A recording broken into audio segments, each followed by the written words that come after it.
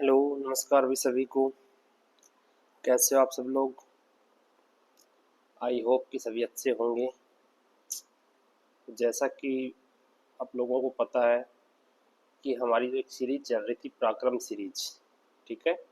इस पराक्रम सीरीज की सेकंड क्लास में मैं नरेंद्र जाखड़ आप सभी का स्वागत करता हूं आपके अपने YouTube channel GK by Narendra Jakhar पर। तो देखिएगा स्टूडेंट्स, इस सीरीज में एक सीरीज मैं ऑलरेडी पहले करवा चुका हूं। उस सीरीज का, उस क्लास का जो लिंक है वो डिस्क्रिप्शन में दिया हुआ है, तो वहाँ जाकर के आप उस क्लास को देख सकते हो। आज दूसरी क्लास है और इसका फर्स्ट क्वेश्चन आपका स्क्रीन पर है। फर्स्ट क्वेश्चन आपका है कि हरियाणा के रेवाड़ी जिले में आर्य समाज की प्रथम शाखा किस वर्ष स्थापित की गई थी? तो हरियाणा के रेवाड़ी जिले में आर्य समाज की जो पहली शाखा है ये कब स्थापित की गई थी? ये आपकी स्थापित की गई थी 1880 में, ठीक है। दूसरा देखिएगा, इसमें हम बात करें इसके स्थापना कब होती है। अगर स्थापना की हम लोग बात करें कि आर्य समाज की स्थापना कब होती है, तो आर्य समाज की स्थापना होती है 1875 में, ठीक है। 1875 में इसकी स्थापना होती है। कहाँ होती है? तो होती है बम्बई में, ठीक है। आर्य समाज के संस्थापक कौन थे? तो आर्य समाज के संस्थापक की अगर हम बात करें तो आर्य समाज के संस्थापक थे स्वामी दयानंद सरस्वती।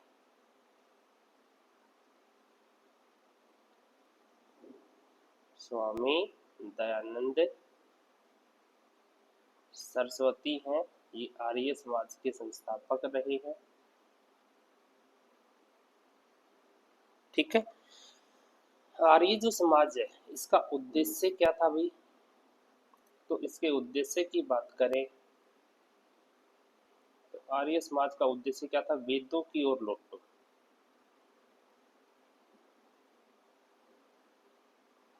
वेदों की ओर लौटो,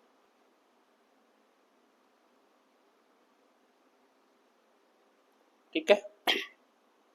आर्य समाज के बारे में जानकारी का सबसे प्रामाणिक स्रोत कौन सा है? तो आर्य समाज के बारे में जानकारी का सबसे प्रामाणिक स्रोत है वो है वेद। वेदों में इसके बारे में जानकारी मिलती है। चलिएगा नेक्स्ट क्वेश्चन। हरियाणा का गठन किस वित्त आयोग के दौरान हुआ था? तो हरियाणा का गठन कौन से वित्त आयोग के दौरान हुआ था भाई? तो हरियाणा के अगर हम लोग गठन की बात करें तो हरियाणा का जो गठन होता है वो आपका होता है चौथा वित्त आयोग, ठीक है। चौथे वित्त आयोग के दौरान गठन हुआ था हरियाणा का। और चौथा वित्त आयोग जो है, ठीक है, इसका गठन कब हुआ था? तो गठन की बात करें इसका जो गठन हुआ था 1964 में, 1964 में हुआ था चौथे वित्त आयोग का गठन। कब से कब तक चला था ये? तो ये चला था 1965, 1965 से और 1970 तक चला था, ठीक है। इसकी अध्यक्षता किसने की थी? इस वित्त आयोग के अध्यक्ष कौन थे? तो इस वित्त आयोग की जो आपके अध्यक्ष थे वो थे आपके राज मन्नार, ठीक है। राज मन्नार है, ये आपके चौथे वित्त आयोग के अध्यक्ष रहे। बात करें सर पहला वित्त आयोग कब गठित किया गया था? तो पहला जो वित्त आयोग था, ठीक है, पहला वित्त आयोग कब गठित किया गया था? तो पहला वित्त आयोग गठित किया गया था 1951 में। किसकी अध्यक्षता में सर? तो ये गठित किया गया था भी केसी नियोगी, केसी नियोगी की अध्यक्षता में पहला वित्त आयोग गठित किया गया था। वर्तमान में कौन सा वित्त आयोग चल रहा है सर? तो यह वर्तमान की हम बात करें, वर्तमान में आपका 16वां वित्त आयोग चल रहा है, ठीक है, 16वां वित्त आयोग। और इस 16वें वित्त आयोग के अध्यक्ष कौन है? तो इसके अध्यक्ष जो हैं वो आपके हैं अरविंद पनगड़िया।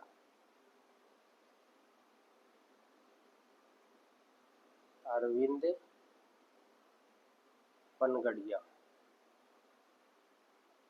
जो है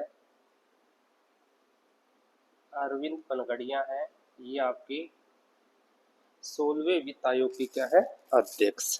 ठीक है, तो ये कुछ एक वित्त आयोग के बारे में बात थी। चलेगा नेक्स्ट क्वेश्चन।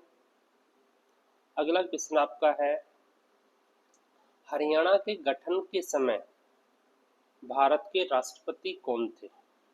तो हरियाणा का गठन आप सभी को पता है 1 नवंबर 1966 को होता है, और उस समय भारत के राष्ट्रपति कौन थे। तो उस समय भारत के राष्ट्रपति थे डॉक्टर सर्वपल्ली राधाकृष्णन। ठीक है, डॉक्टर सर्वपल्ली राधाकृष्णन जो है ये उस समय भारत के राष्ट्रपति हुआ करते थे।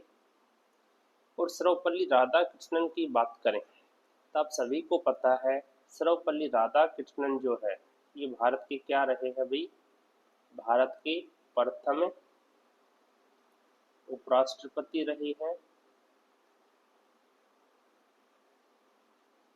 भारत के पहले उपराष्ट्रपति व दूसरे राष्ट्रपति। भारत के पहले उपराष्ट्रपति व दूसरे राष्ट्रपति कौन रहे हैं, तो डॉक्टर सर्वपल्ली राधाकृष्णन रहे हैं। ये भारत के प्रथम सर्वपल्ली राधाकृष्णन जो है ये भारत के प्रथम गैर राजनीतिक राष्ट्रपति भी रहे हैं। गैर राजनीतिक राष्ट्रपति, इनका राजनीति से कोई संबंध नहीं था, एक अध्यापक थे और ये राष्ट्रपति बनते हैं। ठीक है, पहले ये थे और दूसरे आपके थे एपीजे अब्दुल कलाम। और बात करें रहे सर्वपल्ली राधाकृष्णन की, तो इन्हें राष्ट्रपति बनने से पहले 1954 में भारत के सर्वोच्च सम्मान भारत रत्न से भी सम्मानित किया गया था। ठीक है, राष्ट्रपति बनने से पहले ने भारत रत्न से भी सम्मानित किया गया था सर्वपल्ली राधाकृष्णन, सी राजगोपालाचारी और सीवी रमन तीनों को किया गया था। ठीक है, और इन्हीं सर्वपल्ली राधाकृष्णन की याद में 5 सितंबर को, ठीक है, 5 सितंबर को शिक्षक दिवस मनाया जाता है। शिक्षक दिवस मनाया जाता है सर्वपल्ली राधाकृष्णन की याद में। ठीक है, एक प्रश्न आप मेरे को बताइएगा कमेंट में कि शिक्षा दिवस कब मनाया जाता है और किसकी याद में मनाया जाता है, ये आप मेरे को कमेंट में बताएंगे। शिक्षा दिवस कब मनाया जाता है और किसकी याद में मनाया जाता है, ये वाला प्रश्न आपको बताना है। ठीक है, चलिएगा नेक्स्ट क्वेश्चन। अरावली की पहाड़ियों का सर्वाधिक विस्तार हरियाणा के किस जिले में।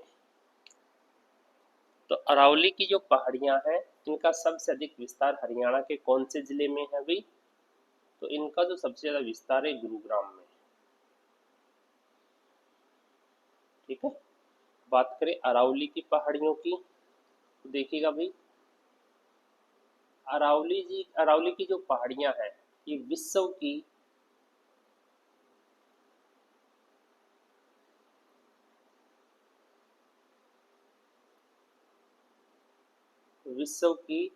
सबसे प्राचीन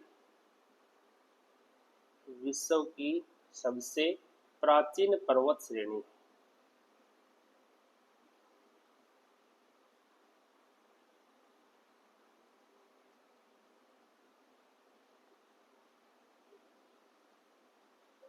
विश्व की सबसे प्राचीन पर्वत श्रेणी कौन सी है, अरावली। और अरावली प्राचीन होने के साथ साथ आपकी अवशिष्ट पर्वत श्रेणी भी है। ठीक है, अवशिष्ट पर्वत श्रेणी। सर अवशिष्ट पर्वत श्रेणी क्या होती है, जब कोई पर्वत श्रेणी है वो टुकड़ों में हो, क्रमबद्ध तरीके से नहीं हो, टुकड़ों में होती है तो उसको बोलते हैं अवशिष्ट पर्वत श्रेणी। और जो क्रमबद्ध होती है जिसके बीच में कोई गैप नहीं होता उसको बोलते हैं वलित पर्वत श्रेणी। ठीक है, तो अरावली जो है इसका विस्तार कहाँ से कहाँ तक है? तो अरावली का जो विस्तार है ये गुजरात में पालनपुर से लेकर के और दिल्ली में रायसीना की जो पहाड़ी है जिसके ऊपर आपका राष्ट्रपति भवन है। ठीक है, तो गुजरात के पालनपुर से लेकर के और दिल्ली में रायसीना तक इसका विस्तार है। इसकी जो कुल लंबाई है यह है 692 किलोमीटर। ठीक है, अरावली की कुल लंबाई कितनी है? 692 किलोमीटर है। अरावली का जो विस्तार है ये 4 राज्यों और 4 राज्य या केंद्र शासित प्रदेश कौन कौन से हैं? आपका गुजरात है, राजस्थान है, हरियाणा है और दिल्ली। इन 4 राज्यों या केंद्र शासित प्रदेशों में फैली हुई आपकी अरावली। ठीक है, अरावली की सबसे ऊंची चोटी की बात करें तो अरावली की सबसे ऊंची चोटी है वो है गुरु शिखर। ठीक है, तो गुरु शिखर है कि अरावली की सबसे ऊंची चोटी है। राजस्थान के सिरोही जिले में स्थित है, माउंट आबू में स्थित है। 1722 मीटर इसकी हाइट है। ठीक है, चलिए नेक्स्ट क्वेश्चन। हरियाणा की 15वीं विधानसभा में सबसे युवा विधायक कौन रहे? तो हरियाणा की 15वीं लोकसभा में सबसे युवा विधायक कौन रहे हैं भाई? तो ये जो आपके रहे हैं ये रहे हैं रणदीप सुरजेवाला के बेटे आदित्य सुरजेवाला। ठीक है, आदित्य सुरजेवाला है ये सबसे युवा विधायक रहे हैं 15वीं लोकसभा में, सॉरी विधानसभा में। और आदित्य सुरजेवाला है, अगर आपसे पूछे भी कहाँ से विधायक है तो आदित्य सुरजेवाला है ये कैथल से विधायक है अभी। ठीक है, और इनकी जो एज है वो कितनी है? 25 वर्ष। और आपको पता है विधानसभा का सदस्य बनने के लिए मिनिमम एज भी कितनी चाहिए होती है? तो वो भी आपकी 25 साल होती है। ठीक है, तो सबसे कम एज के तो कौन है? सबसे कम एज के आपके हैं आदित्य सुरजेवाला। सबसे अधिक एज की बात करोगे तो सबसे अधिक एज के कौन अभी? रघुवीर सिंह कादियान है, ये आपकी 80 साल की एज में विधायक बने हैं। ठीक है, सच 7वीं 8वीं बार ये विधायक बने हैं। कहाँ से विधायक हैं ये? तो आपके बेरी झज्जर से विधायक है। ठीक है, झज्जर जिले की जो बेरी विधानसभा सीट है वहां से विधायक है रघुवीर सिंह कादियान।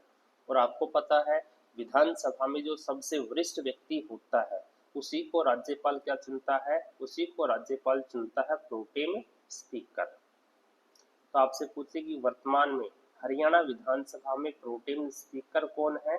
तो प्रोटेम स्पीकर जो आपके हैं वो है रघुवीर सिंह कादियान। ठीक है, दूसरा बात करें तो देखिए ए ऑप्शन आपका है देवेंद्र अत्री। ठीक है, ये जो देवेंद्र अत्री है इनकी अगर हम बात करें तो 15वीं लोकसभा में सबसे छोटी जीत। ठीक है, 15वीं लोकसभा में सबसे छोटी जीत किसकी रही है? तो 15वीं लोकसभा में सबसे छोटी जो जीत रही है वो देवेंद्र अत्री की रही है। कहाँ से? तो ये आपके उचाना से 34 वोटों से जीते थे ये। ठीक है, 34 वोट से जीते थे। और कौन से विधानसभा से? तो उचाना। ठीक है, उचाना विधानसभा से जीते थे। दूसरा यहाँ पर एक और बच गया मामन खान। इसी 15वीं लोकसभा की बात करें इस 15वीं लोकसभा में सबसे बड़ी जीत। ठीक है, 15वीं लोकसभा में सबसे बड़ी जीत किसकी हुई थी भाई? इसमें ये जीत हुई थी मामन खान की। कितने वोटों से विजयी हुए थे ये? तो 98,441 98,441 वोटों से विजयी हुए थे। और इनका विधानसभा क्षेत्र कौन सा था? तो फिरोजपुर जिला है। इनका विधानसभा क्षेत्र कौन सा है? नूंह जिले में फिरोजपुर जिरका।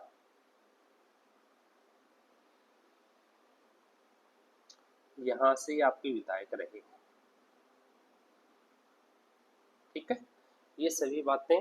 अब दो क्वेश्चन आपको मेरे को बताने हैं भाई, कौन कौन से वो देखिएगा। अगर आपसे पूछे कि 15वीं जो विधानसभा है इसमें सबसे अमीर विधायक कौन रहे? सबसे अमीर विधायक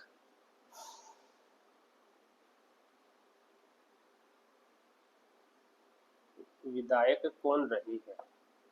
तो 15वीं लोकसभा में सबसे अमीर विधायक की बात करोगे तो आपकी रही है सावित्री जिंदल। सावित्री जिंदल सभी को पता, निर्दलीय चुनाव जीत करके आई थी ये हिसार विधानसभा सीट से। और सबसे गरीब विधायक अगर आपसे पूछे तो वो कौन रहे हैं? वो आपके रहे हैं भाई कपूर सिंह वाल्मीकि। ठीक है, कपूर सिंह वाल्मीकि हैं, ये सबसे गरीब विधायक रहे हैं 15वीं लोकसभा में। और ये कहाँ से विधायक थे भाई? ये बवानी खेड़ा से विधायक है। ठीक है, चलिएगा नेक्स्ट क्वेश्चन। अगला प्रश्न आपका है, हरियाणा लोकसभा का सर्वाधिक आरक्षित विधानसभा वाला लोकसभा क्षेत्र निम्न में से कौन सा है? यानी कि कौन से लोकसभा क्षेत्र में सबसे अधिक आरक्षित विधानसभा सीटें, तो कौन से में है भी बताइएगा। तो सबसे ज्यादा आरक्षित विधानसभा सीटों की बात करें तो इनमें से है सिरसा विधानसभा में। ठीक है, कौन से विधानसभा में है? सिरसा विधानसभा में सबसे ज्यादा आरक्षित सीटें। सिरसा विधानसभा जो है वहां पर टोटल कितनी विधानसभा सीट है? तो सिरसा विधानसभा में टोटल सिरसा लोकसभा में टोटल 9 विधानसभा सीट है।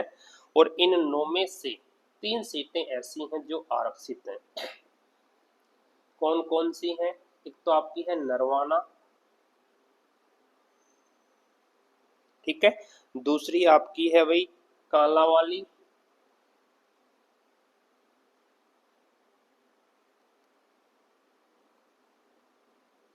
और तीसरी आपकी कौन सी है? तीसरी आपकी रतिया। ये तीनों जो विधानसभा सीट है ये सिरसा लोकसभा क्षेत्र के अंतर्गत आती है। ठीक है, और ये तीनों आरक्षित है। ठीक है, इसके अलावा देखिएगा आपसे पूछे सबसे बड़ा क्षेत्रफल के अकॉर्डिंग सबसे बड़ा लोकसभा क्षेत्र कौन सा है? तो क्षेत्रफल के अकॉर्डिंग सबसे बड़ा लोकसभा क्षेत्र जो आपका है वो आपका है भिवानी महेंद्रगढ़। ठीक है, सबसे बड़ा क्षेत्रफल के अकॉर्डिंग सबसे बड़ा लोकसभा क्षेत्र कौन सा है? तो सबसे बड़ा लोकसभा क्षेत्र है वो है भिवानी महेंद्रगढ़। दूसरी बात करें फरीदाबाद की, तो फरीदाबाद जो है ये क्षेत्रफल के अकॉर्डिंग सबसे छोटा विधानसभा क्षेत्र है। क्षेत्रफल के अकॉर्डिंग सबसे छोटा विधानसभा क्षेत्र आपका कौन सा है? तो फरीदाबाद है। और तीसरी हम बात करें, देखो एक ऑप्शन आपके सामने और है गुरुग्राम। तो सर्वाधिक मतदाताओं वाला लोकसभा क्षेत्र कौन सा है? सर्वाधिक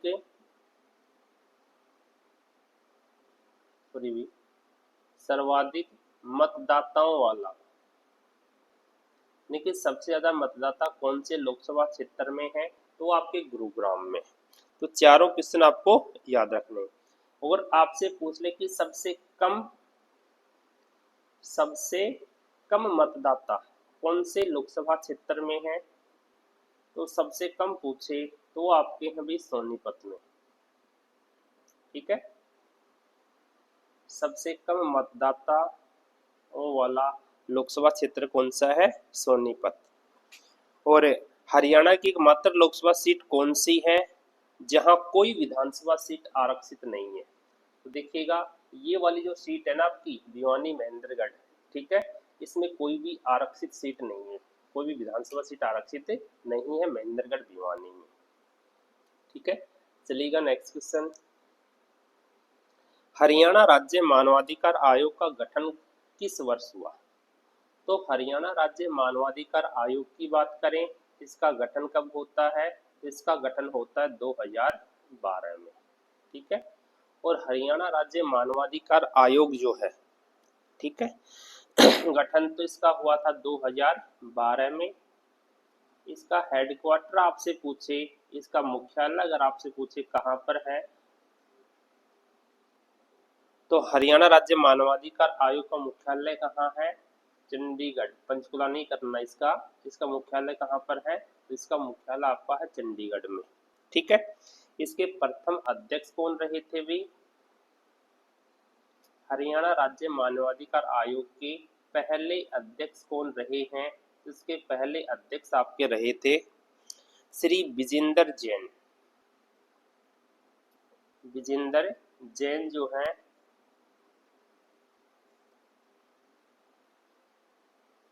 ये इसके पहले अध्यक्ष रहे, ठीक है। सर वर्तमान अध्यक्ष कौन है?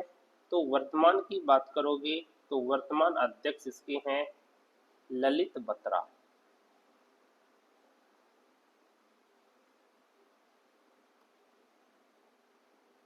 वर्तमान अध्यक्ष कौन है? तो ललित बत्रा हैं, ये इसके वर्तमान अध्यक्ष हैं,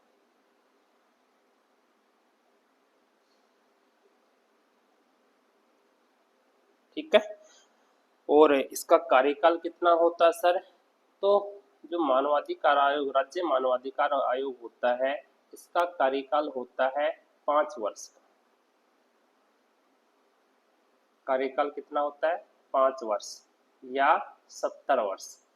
सेवानिवृत्ति की बात करें तो 70 वर्ष, कार्यकाल की बात करें तो 5 वर्ष, दोनों में से जो भी पहले हो ये कार्यकाल होता है।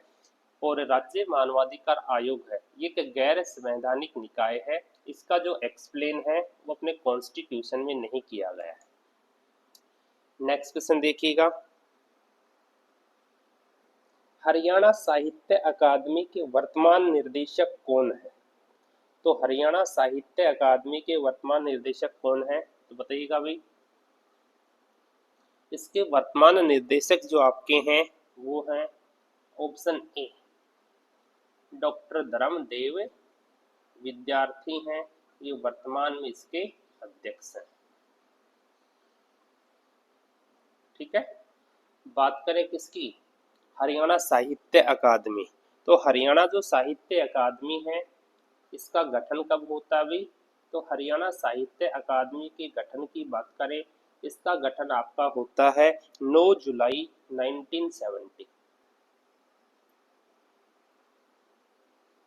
9 जुलाई 1970 को इसका गठन होता है। और इसके बाद इसका पुनर्गठन किया गया। तो आपसे पूछेगी इसका पुनर्गठन कब हुआ था भाई? पुनर्गठन की बात करें तो ये आपका होता है 26 अगस्त 2011। 26 अगस्त 2011 को हरियाणा साहित्य अकादमी का पुनर्गठन होता है। और हरियाणा साहित्य जो अकादमी है इसका अध्यक्ष कौन होता है? तो इसका जो अध्यक्ष है वो हमेशा मुख्यमंत्री होता है, ठीक है। इसका अध्यक्ष हमेशा कौन होता है? तो मुख्यमंत्री हमेशा इसका अध्यक्ष होता है। और इसका हेडक्वार्टर कहाँ पर है भाई? हेडक्वार्टर की बात करें तो इसका जो मुख्यालय है वो आपका कहाँ पर है? पंचकुला में, ठीक है। हरियाणा साहित्य अकादमी का मुख्यालय कहाँ पर है? पंचकुला में। तो ये सभी बातें आपको याद रखनी है हरियाणा साहित्य अकादमी के बारे में। चलिएगा नेक्स्ट क्वेश्चन।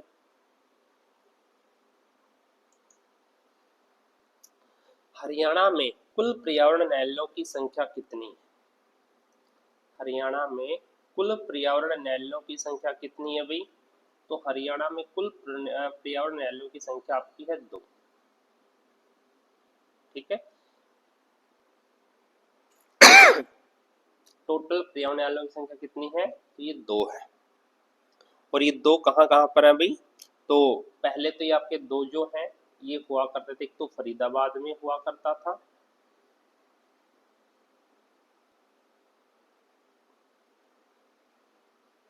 ठीक है, एक तो कहाँ हुआ करता था, फरीदाबाद में, और एक हुआ करता था हिसार में। फरीदाबाद व हिसार में पर्यावरण न्यायालय है, इनकी स्थापना की गई थी। और कब की गई थी सर, तो इनकी जो स्थापना की गई थी, ठीक है, इन दोनों की जो स्थापना की गई थी ये 6 फरवरी 1997 6 फरवरी 1997 को की गई थी। और 2015 में ये जो हिसार पर्यावरण न्यायालय, ठीक है, हिसार पर्यावरण जो न्यायालय है इसे 2015 में, ठीक है, इसे 2015 में कुरुक्षेत्र, ठीक है, कुरुक्षेत्र पर्यावरण न्यायालय में शिफ्ट कर दिया गया। कुरुक्षेत्र पर्यावरण न्यायालय में से शिफ्ट कर दिया गया 2015 में। ठीक है, यहाँ पर बात आई न्यायालय की। न्यायालय का मतलब हाई कोर्ट की। और आपको पता है जो हाई कोर्ट है, हाई कोर्ट का जो एक्सप्लेन है, या मैं बात करूं हाई कोर्ट का जो एक्सप्लेन अपने कॉन्स्टिट्यूशन के कौन से पार्ट में किया गया है, तो हाई कोर्ट का एक्सप्लेन संविधान के भाग 6 में, ठीक है, कौन से भाग में किया गया है, तो संविधान के भाग 6। और आर्टिकल की बात करोगे तो आपका आर्टिकल आता है कौन सा भी, 214 से लेकर के 237, ठीक है, मेन आपका कौन सा है, 214 आर्टिकल में हाई कोर्ट के बारे में बताया गया है। एक और आर्टिकल आपको इसमें याद रखना होता है, आर्टिकल 231। आर्टिकल 231 के तहत 2 या 2 से अधिक राज्यों का एक हाई कोर्ट हो सकता है। भारत में टोटल कितने हाई कोर्ट हैं, तो टोटल 25 हाई कोर्ट हैं भारत में। और 25वां हाई कोर्ट कौन सा है, तो 25वां हाई कोर्ट आपका है अमरावती, आंध्र प्रदेश में, ठीक है। और भैया हाई कोर्ट में न्यायाधीशों की संख्या फिक्स नहीं होती है, हर हाई कोर्ट के अंदर न्यायाधीशों की संख्या अलग अलग होती है। भारत में 7 ऐसे हाई कोर्ट हैं जिनकी खंडपीठ है, ठीक है, 7 ऐसे हाई कोर्ट हैं जिनकी क्या है, खंडपीठ है, यानी कि मिनी ब्रांच है। जैसे कि राजस्थान का हाई कोर्ट है जोधपुर में, और उसकी मिनी ब्रांच या खंडपीठ जयपुर में। और दिल्ली जो है, ठीक है, दिल्ली भारत का एकमात्र केंद्र शासित प्रदेश है जिसका अपना खुद का हाई कोर्ट है। तो ये सभी बातें आपको याद रखनी है हाई कोर्ट के बारे में, न्यायालय के बारे में। चलेगा नेक्स्ट क्वेश्चन। तो हरियाणा में सर्वाधिक अनुसूचित जातियों की जनसंख्या वाला जिला कौन सा है, सबसे ज्यादा अनुसूचित जातियां हैं ये हरियाणा के कौन से जिले में है, तो ये आपकी है भाई फरीदाबाद में, ठीक है, कौन से में है, फरीदाबाद।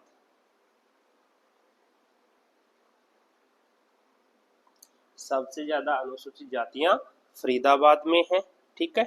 और अगर सबसे कम की बात करें सबसे कम की बात करें तो सबसे कम आपकी मेवात में,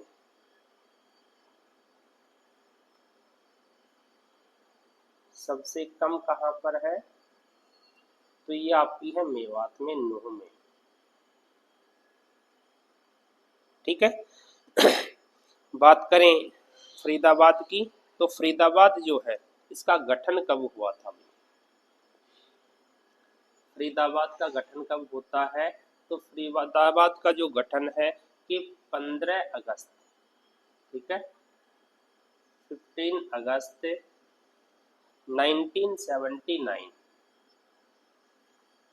को फरीदाबाद का गठन होता है। और इसका जो गठन है ये जहांगीर के कोषाधिकारी हुआ करते थे फरीद बाबा, ठीक है, मुगल शासक था जहांगीर, उसके कोषाधिकारी हुआ करते थे फरीद बाबा, इनके द्वारा फरीदाबाद का गठन है ये किया गया था 1607 में। ठीक है। और आधुनिक जो फरीदाबाद है इसका उद्घाटन, आधुनिक जो फरीदाबाद का उद्घाटन किसने किया था? तो आधुनिक फरीदाबाद की बात करें तो आधुनिक जो फरीदाबाद है इसका उद्घाटन किया था भारत के पहले राष्ट्रपति डॉक्टर राजेंद्र प्रसाद ने। ठीक है, डॉक्टर राजेंद्र प्रसाद हैं, इन्होंने आधुनिक फरीदाबाद का उद्घाटन किया था। ठीक है, चलिएगा नेक्स्ट क्वेश्चन। साक्षरता की दृष्टि से हरियाणा का भारत में कौन सा स्थान है? साक्षरता की दृष्टि से बात करें तो हरियाणा का भारत में कौन सा स्थान है? हरियाणा का जो भारत में स्थान है वो आपका है भाई 15वां। ठीक है, साक्षरता की दृष्टि से हरियाणा का भारत में 15वां स्थान है। सर साक्षरता होती क्या है? साक्षरता होती क्या है? तो 7 साल का वह बच्चा जो पढ़ना लिखना जानता हो। ठीक है, 7 साल का वह बच्चा जो पढ़ना लिखना जानता हो उसे क्या कहेंगे? साक्षर। और हरियाणा की जो साक्षरता दर है, ठीक है, हरियाणा की साक्षरता दर कितनी है भाई अभी फिलहाल? हरियाणा की साक्षरता दर कितनी है?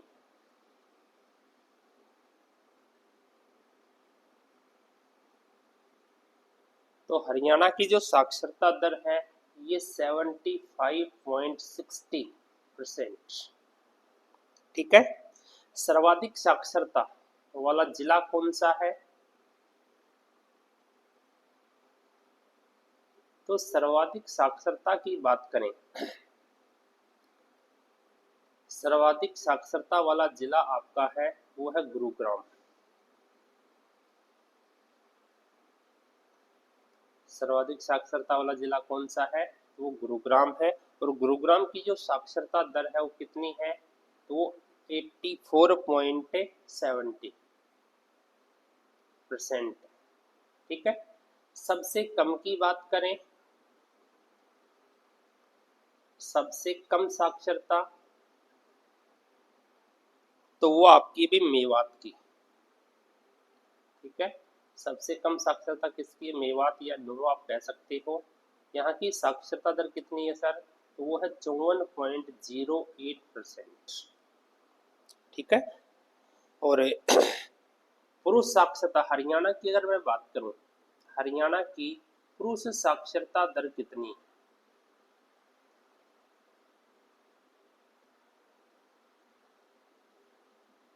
पुरुष साक्षरता दर कितनी है? तो पुरुष साक्षरता दर जो हरियाणा की है ये है 84.10%। और सर्वाधिक पुरुष साक्षरता दर वाला जिला कौन सा है वो आप मेरे को कमेंट में बताइएगा। न्यूनतम, अगर न्यूनतम पुरुष साक्षरता दर की बात करें तो न्यूनतम आपकी है मेवात। न्यूनतम पुरुष साक्षरता दर किसकी है? मेवात की। और मेवात की कितनी है भाई? पुरुष तो होगी, सॉरी ये महिला साक्षरता दर, सॉरी भाई, महिला साक्षरता दर की बात करें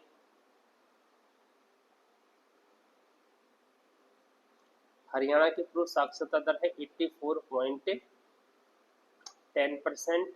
महिला साक्षरता दर की बात करें तो ये सबसे कम कहाँ की है? मेवात की है। और कितनी है? 69.9%। ये कुछ एक साक्षरता के बारे में फैक्ट्स थे हरियाणा से रिलेटेड। चलेगा नेक्स्ट क्वेश्चन। हरियाणा की लता मंगेशकर किसे कहा जाता है? तो हरियाणा की लता मंगेशकर कहा जाता है, ये कहा जाता भाई मोनिका सोनी। सभी को पता होगा इस क्वेश्चन का आंसर, मोनिका सोनी को कहा जाता है जो कि रेवाड़ी से बिलोंग करती है। ठीक है, चलेगा नेक्स्ट क्वेश्चन।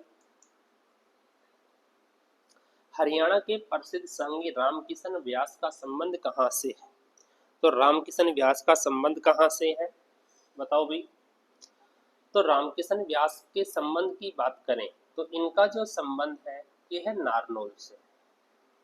कहाँ से है, नारनौल से है रामकिशन व्यास का संबंध।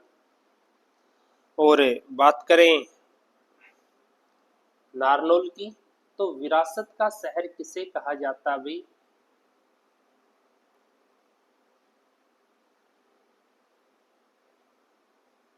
विरासत का शहर किसे कहा जाता है, तो विरासत का शहर कहा जाता है नारनौल को।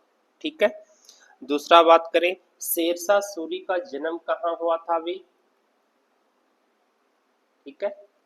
शेरशाह सूरी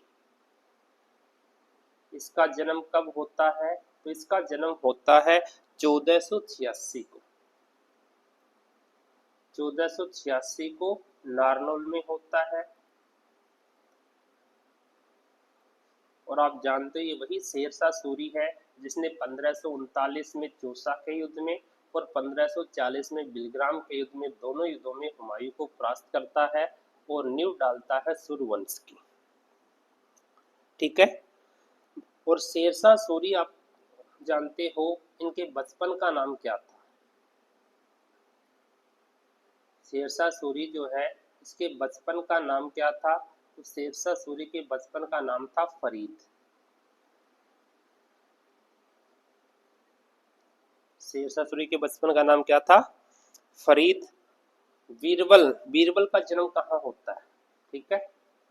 अकबर के 9 रत्नों में शामिल था ना बीरबल, ये जो बीरबल था इस बीरबल का जन्म भी कहाँ होता है भाई,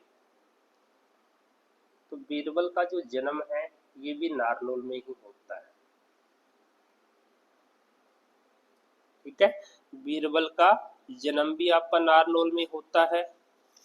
इब्राहिम इब्राहिम खान का मकबरा, ठीक है, कहाँ पर है, या शेरशाह सूरी का मकबरा आप कह सकते हो।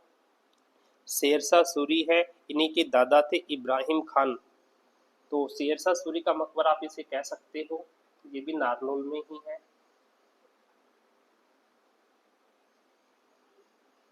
शेरशाह सूरी का मकबरा नारनौल में है। ठीक है। उत्तर भारत का सबसे बड़ा लॉजिस्टिक हब, ठीक है, ये भी नारनौल में ही स्थापित किया जा रहा है। उत्तर भारत का सबसे बड़ा लॉजिस्टिक हब,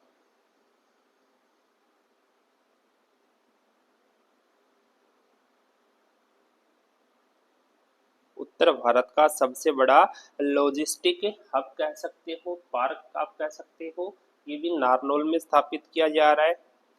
चोर गुम्बद कहाँ पर है, तो चोर गुम्बद है ये भी आपका नारनौल में। चोर गुम्बद भी कहाँ पर है, नारनौल में है। बीरबल का छत्ता भी आपका नारनौल में है। जल महल भी आपका नारनौल में है। चलिएगा नेक्स्ट क्वेश्चन। हरियाणा का प्रमुख भक्ति नृत्य कौन सा है, हरियाणा का प्रमुख भक्ति नृत्य निम्नलिखित में से कौन सा है, बताइएगा भाई कौन सा है भक्ति नृत्य, तो ये आपका है भाई चौपाया। ठीक है, चौपाया है ये आपका भक्ति नृत्य है हरियाणा का। ठीक है। बात करें खोड़िया की, तो खोड़िया जो नृत्य है, खोड़िया जो नृत्य आपका है ये इसे घोड़ी नृत्य भी कहा जाता है।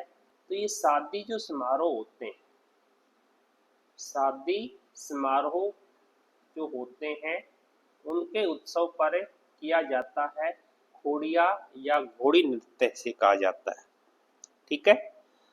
दूसरा देखिएगा खेड़ा नृत्य क्या है भाई, खेड़ा नृत्य की जब हम लोग बात करते हैं तो किसी बुजुर्ग व्यक्ति, ठीक है, किसी बुजुर्ग व्यक्ति की मृत्यु होने पर किया जाने वाला नृत्य। बुजुर्ग व्यक्ति जो होता है, व्यक्ति की मृत्यु पर किया जाने वाला नृत्य कौन सा है? तो खेड़ा है। और धमाल आपको पता ही है हरियाणा का फेमस नृत्य है, ठीक है। धमाल हरियाणा का फेमस नृत्य है, लोक नृत्य है हरियाणा का धमाल। चलिएगा नेक्स्ट क्वेश्चन। हरियाणा में श्री कृष्ण संग्रहालय कहाँ पर है भाई? तो हरियाणा में श्री कृष्ण संग्रहालय कहाँ पर है? तो ये आपका है कुरुक्षेत्र में। श्री कृष्ण संग्रहालय कहाँ पर है? कुरुक्षेत्र में है। और इसकी स्थापना कब होती है भाई? श्री कृष्ण संग्रहालय की स्थापना कब होती है? इसकी स्थापना होती है 1987 में। 1987 में इसकी स्थापना होती है। दूसरी बात करें, पुरातात्विक विभाग का राष्ट्रीय स्तर का संग्रहालय, ठीक है। पुरातात्विक जो विभाग है इसका राष्ट्रीय स्तर का संग्रहालय हरियाणा में कहाँ स्थित है? पुरातात्विक विभाग का राष्ट्रीय स्तर का संग्रहालय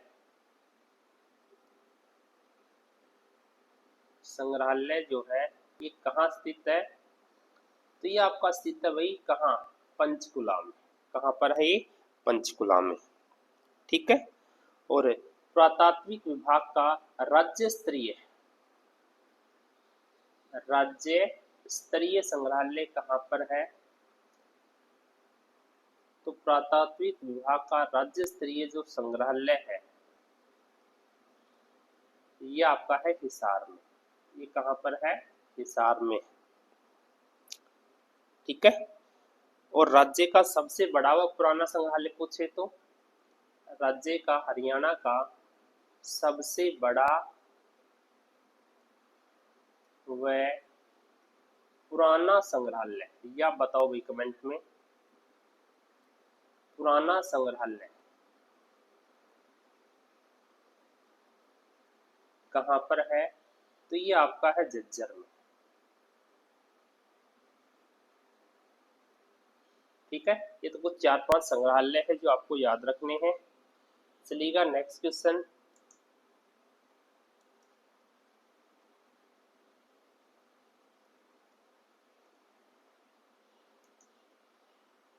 सीसवाल सभ्यता का विकास, ठीक है। सीसवाल जो सभ्यता है इसका विकास है कि किस नदी के किनारे पर हुआ था भाई? तो सीसवाल सभ्यता का विकास जो होता है ये आपकी चेतांग नदी के किनारे पर होता है। सीसवाल सभ्यता की बात करें, ठीक है। इस सभ्यता की जो उत्पत्ति जो सीसवाल है, ये सीसवाल एक गांव पड़ता है। सीसवाल गांव कहाँ पड़ता है? तो ये आपका पड़ता है आदमपुर।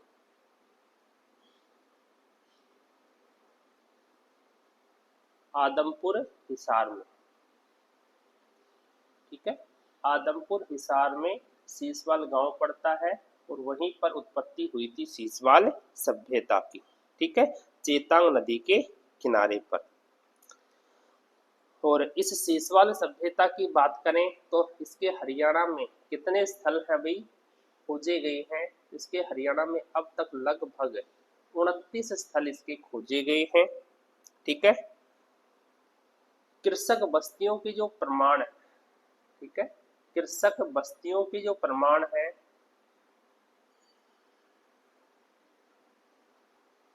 कृषक बस्तियों के प्रमाण है ये इसी सभ्यता से प्राप्त हुए हैं, सीसवाल सभ्यता से। और काले पर सफेद रंग के चित्र, सॉरी भाई, काले पर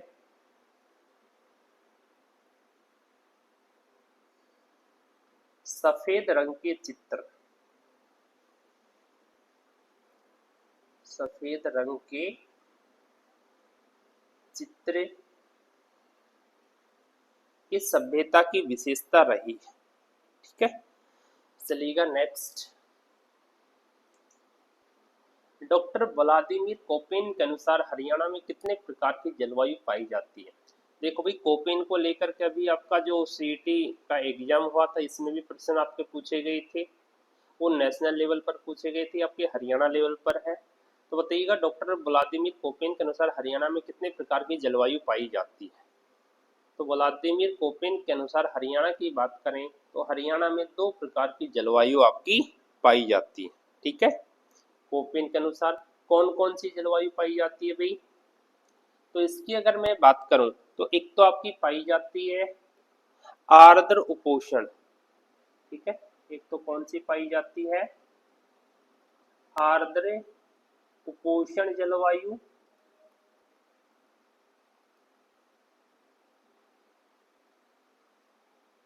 पाई जाती है हरियाणा में, या इसी को आप कह सकते हो शुष्क शीत जलवायु। और दूसरी है उष्ण स्टेपी जलवायु। दूसरी कौन सी है, उष्ण स्टेपी जलवायु। ये 2 प्रकार की जलवायु आपकी पाई जाती है। और बात करें हरियाणा को भौगोलिक दृष्टि से, ठीक है, भौगोलिक दृष्टि से हरियाणा को कितने भागों में बांटा गया है।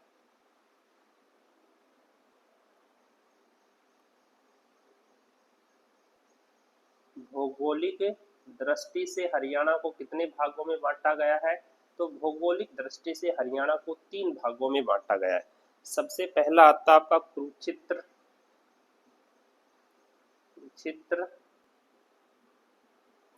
दूसरा आपका इसमें आता भटियाणा या हरियाणा, पहले आप कह सकते हैं हरियाणा, और तीसरा आता भटियाणा।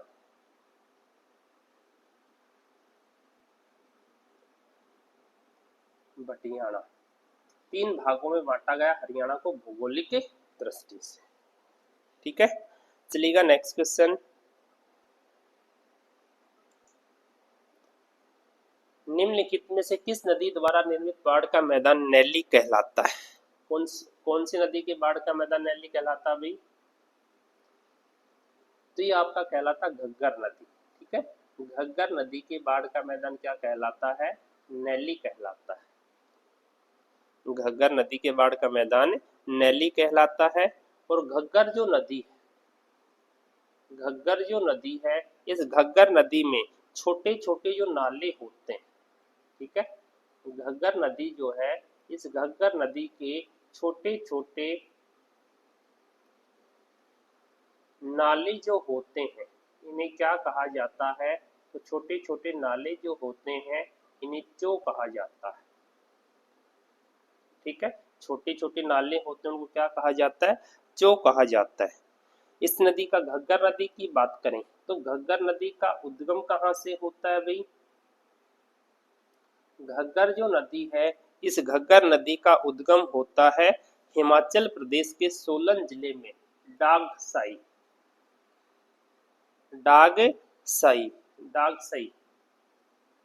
की पहाड़ियां है हिमाचल प्रदेश के सोलन जिले में, वहां से उद्गम होता है, शिवालिक का ही पार्ट है ये। घग्गर नदी की कुल लंबाई कितनी है, घग्गर नदी की कुल लंबाई कितनी है। तो इसकी टोटल जो लंबाई है वो है 291 किलोमीटर। टोटल लंबाई कितनी है, 291 किलोमीटर। और ये जो नदी है ये पंचकुला, अंबाला, कैथल, फतेहाबाद, सिरसा, इन सभी जिलों से होकर के बहती है। कौन कौन से बांध है इस नदी पर। तो घग्गर नदी पर आपका कौशल्या बांध है। ठीक है,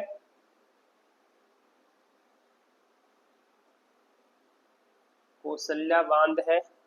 दूसरा छमला बांध है।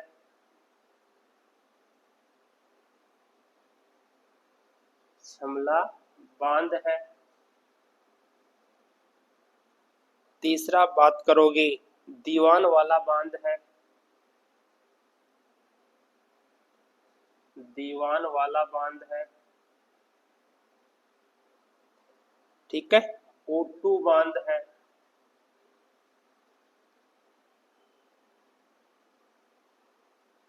ओटू बांध है। ये सभी आपके घग्गर नदी पर है। ठीक है, वो घग्गर नदी है। घग्गर नदी को पाकिस्तान में किस नाम से जाना जाता है। घग्गर नदी को पाकिस्तान में किस नाम से जाना जाता है? तो हाकड़ा नदी। घग्गर नदी को पाकिस्तान में हाकड़ा नदी के नाम से जाना जाता है। ठीक है। बात कर लें सर घग्गर की सहायक नदियां कौन सी हैं? तो सहायक नदियों में नाम आता भाई चेतांग है, चेतांग नदी है, मारकंडा है,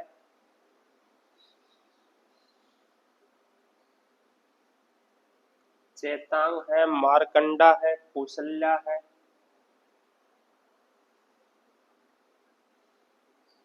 ये इसकी सहायक नदियां। तो ये सब बातें थी आपकी घग्गर नदी की। चलिएगा नेक्स्ट क्वेश्चन।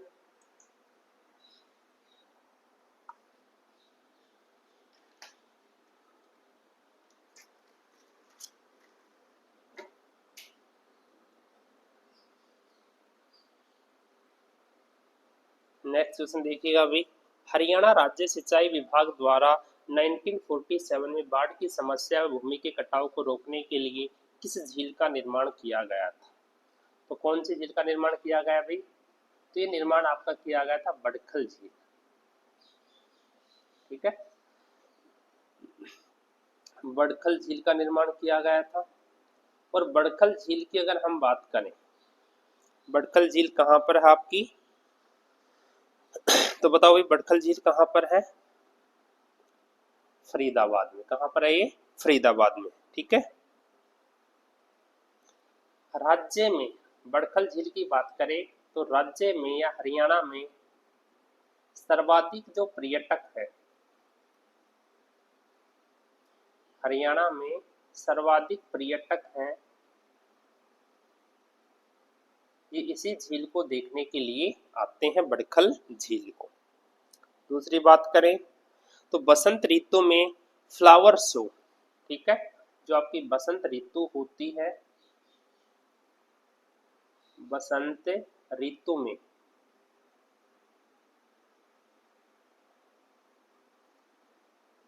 फ्लावर शो, बसंत ऋतु में फ्लावर शो का आयोजन है वो इसी झील पर किया जाता है। और 1980 में 1980 की एक मूवी है जिसका नाम है the burning train. The burning train.